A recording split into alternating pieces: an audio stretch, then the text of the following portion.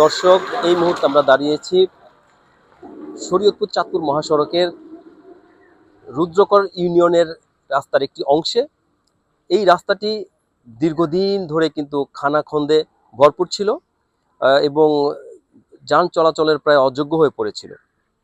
তো এর প্রেক্ষিতেই কিন্তু সড়ক ও জনপথ বিভাগ এই রাস্তার টেন্ডার আহ্বান করে এবং সেই টেন্ডারে কিন্তু রাস্তার সংস্কার কাজ শুরু হয়। এই সংস্কার কাজের যে অংশটা আমরা দাঁড়িয়েছি, এখানে বিশেষ করে স্থানীয় এক ঠিকাদার 700 মিটার রাস্তা সে কিন্তু এখানে টেন্ডার পেয়েছে, যার টেন্ডার মূল্য হচ্ছে 58 লাখ টাকা। তো 58 লাখ টাকার সে সংস্কার কাজ করেছে এই রাস্তাটিতে। গেল মাত্র 10 দিন হলো।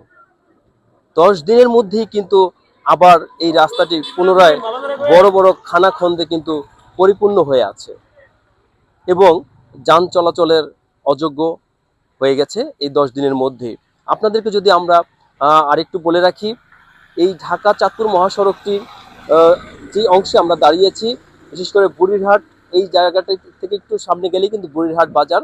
এই বুড়িরহাট বাজার এবং ভ্যাদেরগঞ্জের কিছু অংশ কিন্তু তাদের যে রিপেয়ারিংয়ের যেই অংশটা, এটা কিন্তু মারাত্মকভাবে খানাখন্দে পরিণত হয়েছে এবং যেখানে কিন্তু গাড়ি উল্টে দুর্ঘটনার শিকার হচ্ছে অহরহ। এমনটাই কিন্তু আমাদেরকে ভুক্তভোগীরা জানিয়েছে। আমরা যদি আপনাদেরকে বলতে চাই যে সেটা হচ্ছে যে এই যে রাস্তার যে কন্ট্রাক্ট নিয়েছিল বিশেষ করে ঠিকাদার সালাম শাহ, তিনি আমাদেরকে জানিয়েছেন যে বৈরী আবহাওয়ার কারণে তিনি রাস্তার কাজে ফিনিশিং দিতে পারেনি। এখন যদি আবহাওয়া ঠিক হওয়ার পরে উনি আবার এই রাস্তার ফিনিশিং দিবে এবং রাস্তা পুনরায় মেরামত করবে। এই বিষয়ে আমরা কথা বলেছি জেলা সড়ক ও জনপথ বিভাগের উপপ্রকৌশলী সিদ্দিকুর রহমানের সাথে, যিনি কিনা এই অংশটির দেখভালের দায়িত্বে আছে। তিনি আমাদেরকে জানিয়েছেন এই রাস্তাটা যে খানাখন্দে পরিপূর্ণ হয়ে গেছে সেটা সে জানে এবং সে ইতোমধ্যে ঠিকাদারকে বিষয়টা জানিয়েছে এবং ঠিকাদার বলেছে যে সে এই কাজটি করে দেবে।